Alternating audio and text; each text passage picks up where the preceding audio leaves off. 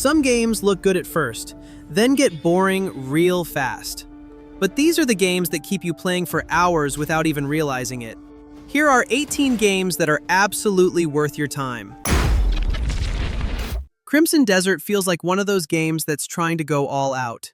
From the first time you see it, the scale and detail already look way above most open-world games. The story follows Cliff, a mercenary caught in the middle of war and chaos, trying to survive while dealing with betrayal, power struggles, and everything falling apart around him. Gameplay is where things get even more impressive. Combat is built around weapon switching, combos, and physical interaction, letting you chain attacks, grapple enemies, and even use the environment during fights. You can switch between swords, bows, spears, and more without breaking the flow, while stamina management and timing play a big role in every encounter. What really makes it interesting is how alive the world feels. It's not just big for the sake of being big. Weather changes, physics play a role, and things around you react in real time. You're finally here. You were expecting me? Well, you Greymanes are a hard lot to kill, clawing your way back from death's door over and over. How'd you do it? Let's find out, shall we?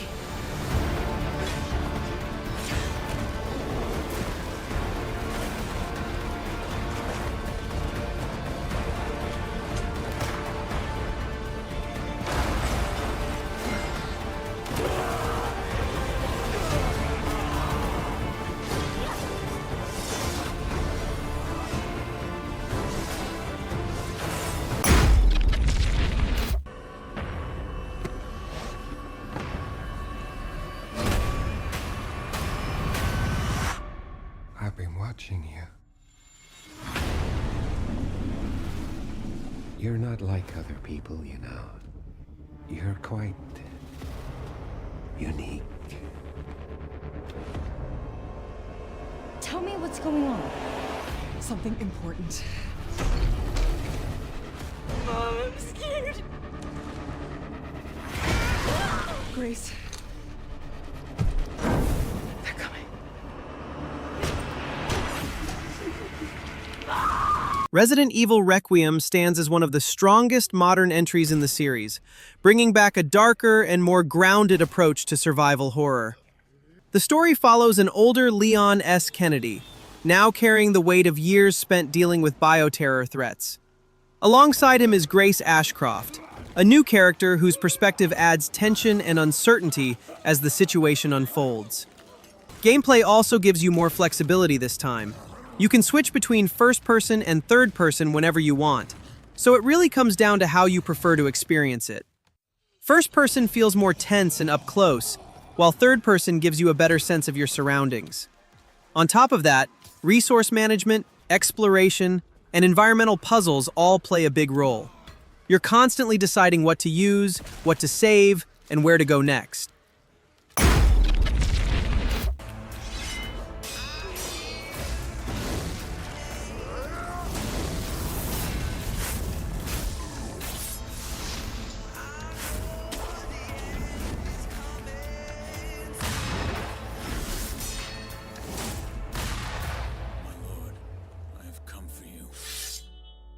So the noble shinobi stands in our way.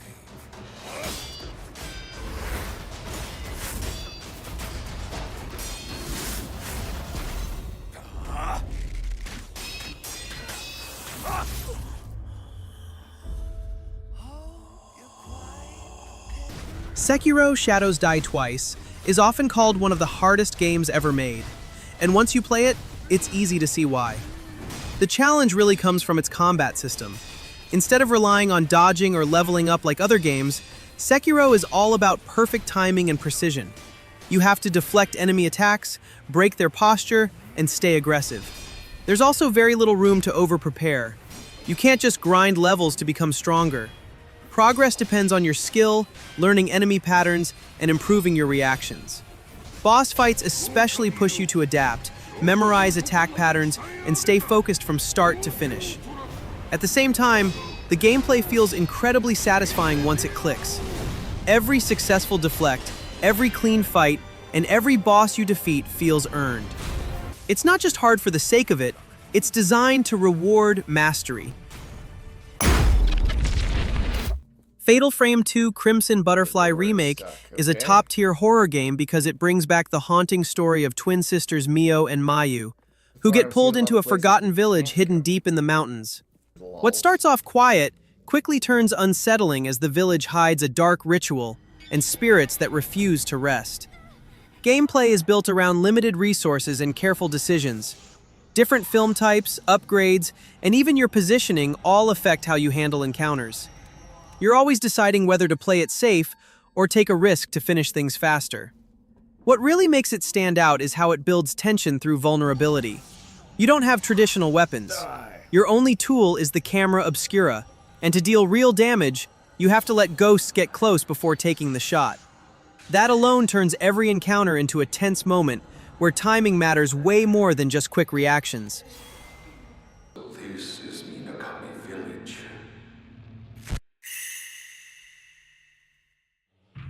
A ritual so forbidden that speaking of it is taboo.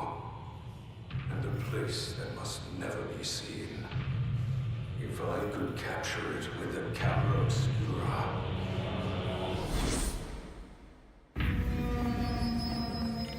Hurry, leave the village. If you can get out of the village, you'll be able to escape your fate. Don't let go. Together. The twins, where are they? Alan Wake 2 is one of those rare games that actually pushes the horror genre forward instead of just following the usual formula. This time, the story connects two characters, Alan Wake, still trapped in a nightmare-like dimension, and FBI agent Saga Anderson, investigating a series of ritualistic murders. What makes this game different is how it mixes storytelling with gameplay systems. You're not just moving forward, you're actively piecing things together. When playing as Saga, you use a mind place, where you organize clues and build connections like a real investigation. That detective layer adds something fresh that most horror games don't have. Gameplay also shifts fully into survival horror compared to the first game. Resources like ammo and batteries are limited, and the flashlight is essential to weaken enemies before you can even damage them. A page of text, written with a typewriter. Someone's been watching us. How do you run from an idea? From a story that lives in your head? I need to escape this nightmare. Wake says the story will change reality around us.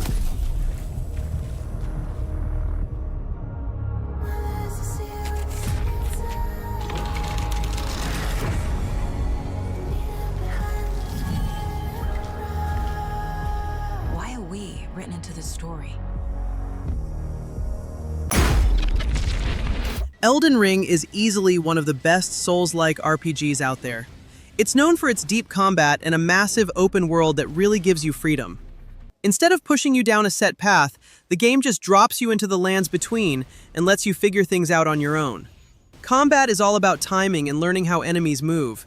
Every fight can punish you hard if you make mistakes, but once you start to understand the rhythm, it becomes incredibly satisfying. On top of that, you've got a lot of flexibility in how you build your character. Whether you prefer heavy melee, magic, or something in between, as you explore, you'll run into hidden bosses, secret areas, and powerful gear that you might completely miss if you're not paying attention. And that's part of the magic. The world doesn't guide you, it rewards your curiosity.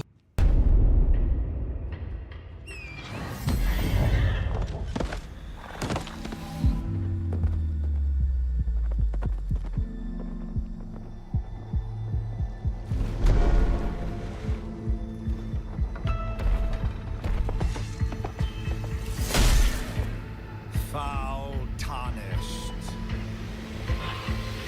In search of the Elden Ring. Emboldened by the flame of ambition. Someone must extinguish thy flame.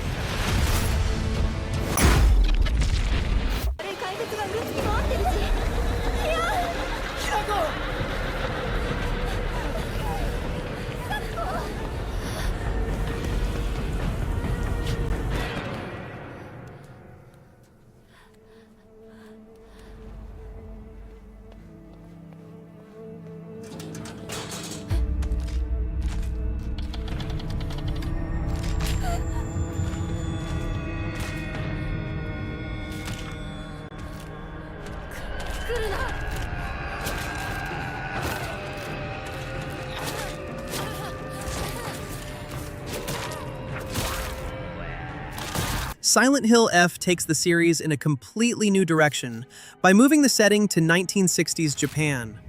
Instead of the usual Silent Hill town, you're placed in a quiet rural village called Ebisugaoka that slowly gets consumed by fog and something far more disturbing beneath it. You play as Hinako, a teenage girl dealing with personal pressure and inner struggles, as her normal life begins to collapse into something surreal and terrifying. Gameplay shifts away from traditional gun-based combat. Instead, it focuses on melee fighting, with dodging, timing, and weapon durability, combined with puzzle solving and exploration. There's also a system that tracks health, stamina, and even sanity, which adds pressure during both combat and exploration. With its new setting and different approach to combat, it delivers a horror experience that feels both familiar and completely new at the same time. The emergency maintenance team of the USG Kellyan responding to your distress call. Isaac Clarke. What have you got, Isaac? Half the Ishimura's in the red. Engines, hull, the trams. Can you handle it alone? Fix the centrifuge. Get the fuel running.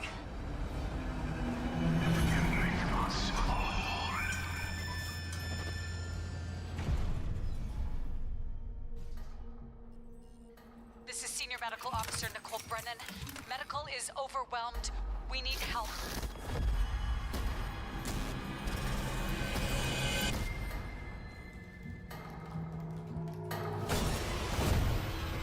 Dead Space Remake is one of those games that shows how a remake can actually improve almost every part of the original experience. You return to the USG Ishimura as Isaac Clarke, but this time, everything feels more connected, more detailed, and way more unpredictable. Combat feels more brutal thanks to the new peeling system. Enemies now have layered flesh, muscle, and bone that react differently depending on how you attack them. Instead of just shooting, you can visually break them down piece by piece, making every encounter feel more physical and intense. One of the biggest differences is how the entire ship is now fully interconnected. Instead of moving through separate levels, you can backtrack freely, unlock new areas, and revisit locations that don't feel safe anymore. There are no loading screens, so the whole experience feels continuous and more immersive. Ghost of Tsushima brings a cinematic samurai experience set during the Mongol invasion of Japan, where you play as Jin Sakai, a warrior forced to abandon tradition in order to save his homeland. The story revolves around honor, sacrifice, and the internal conflict between fighting like a samurai or surviving by any means necessary. The gameplay gives you two completely different ways to approach every situation.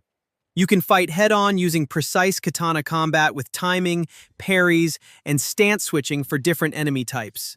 Or you can play stealth, using tools like smoke bombs, kunai, and distractions to take enemies out silently. Combat itself is built around precision rather than button mashing.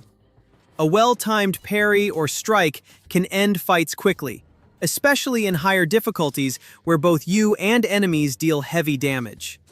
That makes every encounter feel tense and controlled.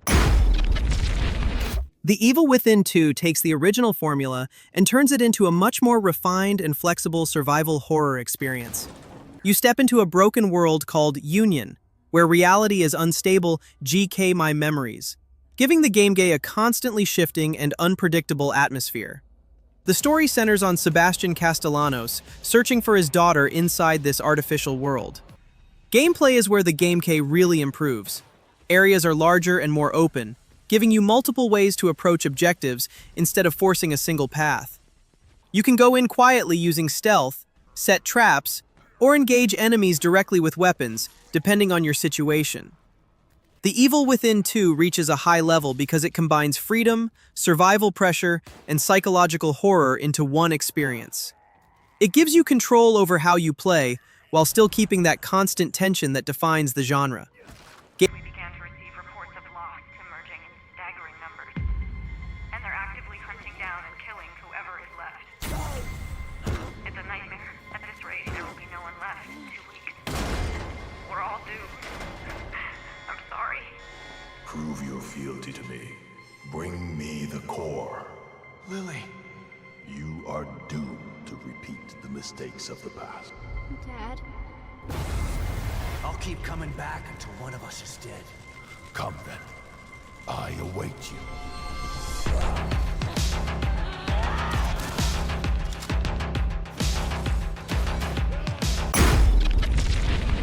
Death Stranding 2, On the Beach, takes everything from the first game and pushes it further into something bigger, stranger, and more emotional. You return as Sam Porter Bridges, this time traveling across new regions like Mexico and Australia, trying to reconnect isolated people and prevent humanity from collapsing again. Gameplay still revolves around traversal and delivery, but now it's expanded with more tools, vehicles, and ways to move across the world. You're dealing with rough terrain, natural disasters like sandstorms and earthquakes, and enemies that force you to adapt instead of just walking from point A to B. There's also more combat, stealth options, and systems that give you flexibility in how you approach each situation. Death Stranding 2 isn't trying to be a typical action game. It mixes exploration, story, and systems in a way that feels completely different from anything else.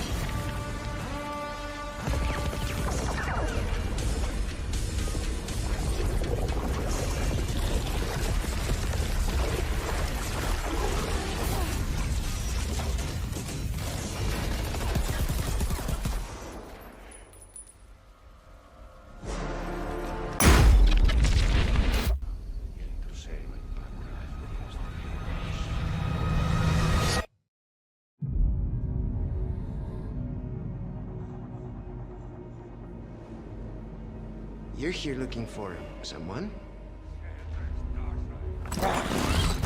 Maybe some missing señorita? Ashley, where are you?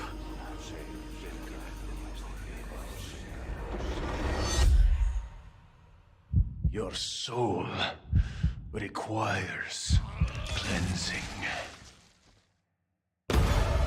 Resident Evil 4 Remake takes a classic and turns it into something that still feels fresh today.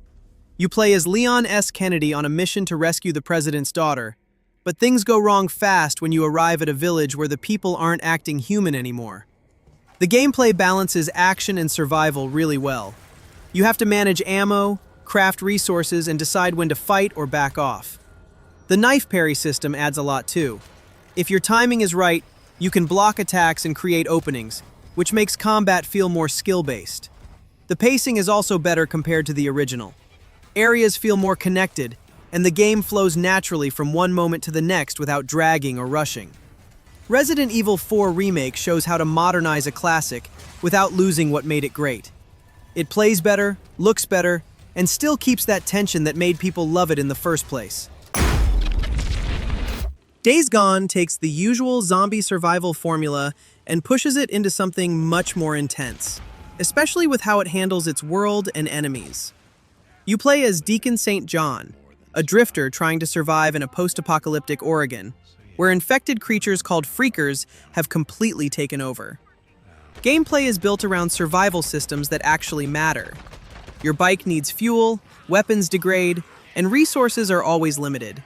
Fast travel even consumes fuel and time, so planning your route becomes part of the experience instead of just a convenience. Combat gives you options, but it's never simple. You can use stealth, distractions, traps, or direct gunfights depending on the situation. Days Gone reaches a higher level because everything connects: the world, the systems, and the constant pressure to survive. It's not just about fighting enemies, but about preparing, adapting, and staying one step ahead in a world that never really lets you relax. Minds. I think it's dead. Some lost more than that. Much more. I remember when we lived by a code, when brotherhood meant something, and living meant more than surviving. Goddamn liar! So yeah, I remember how it all went down. I don't give a damn about any of that. You know what I remember most? Riding the open road. The smell of your hair. The touch of your skin. Metal Gear Solid Delta, Snake Eater, brings back a classic stealth experience, but now it feels much more modern and easier to get into.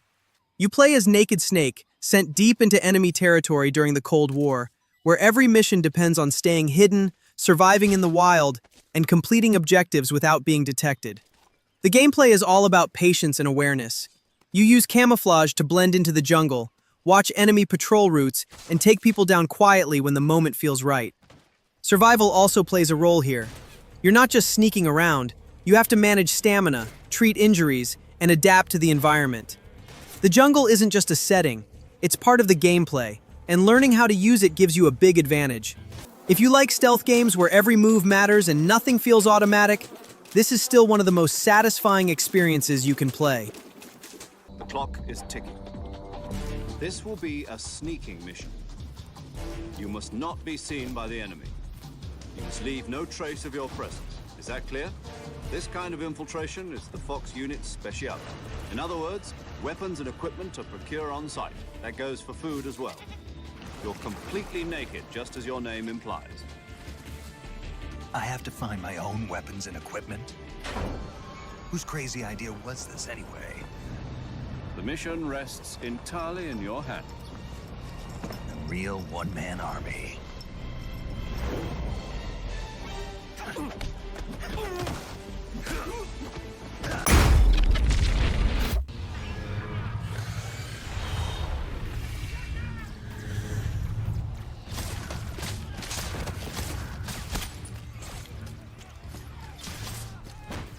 Company command! This is first platoon! We've lost the square! We can't hold it!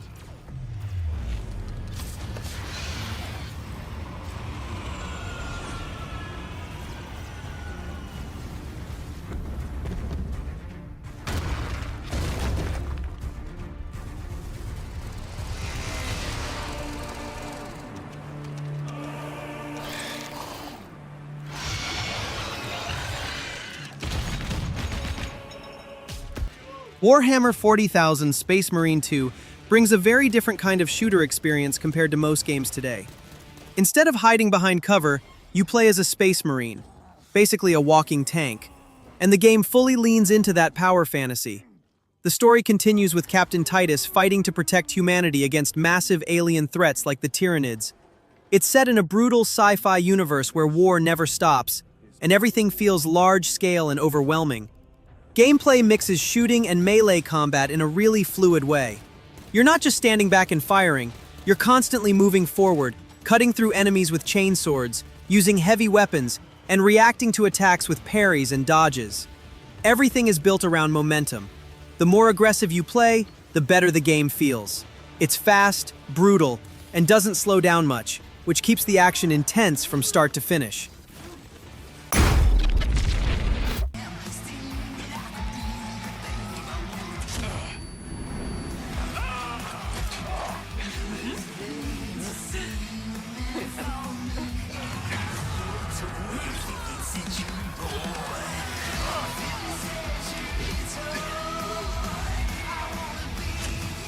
Kingdom Come Deliverance 2 feels very different from most RPGs, because it goes all in on realism instead of fantasy.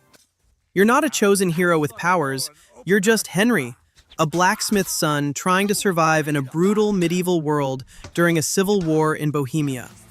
The story continues directly from the first game, focusing on revenge, politics, and personal growth as Henry gets pulled deeper into conflict. Gameplay is built around realistic mechanics and skill-based combat.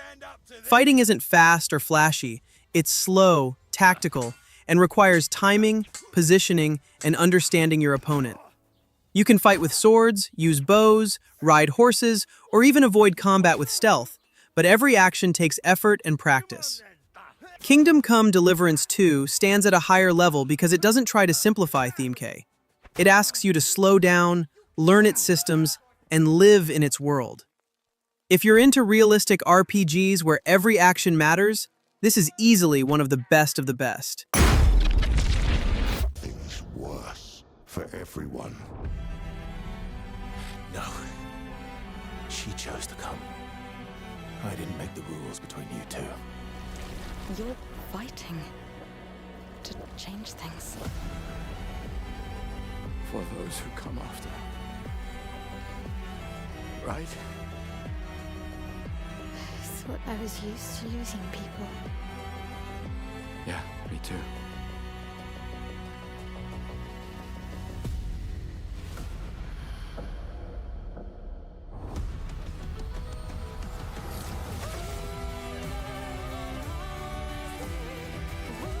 Clair Obscur Expedition 33 feels like a different kind of RPG compared to what we usually get. The game is set in a dark fantasy world where every year people above a certain age simply disappear because of a mysterious force called the Paintress.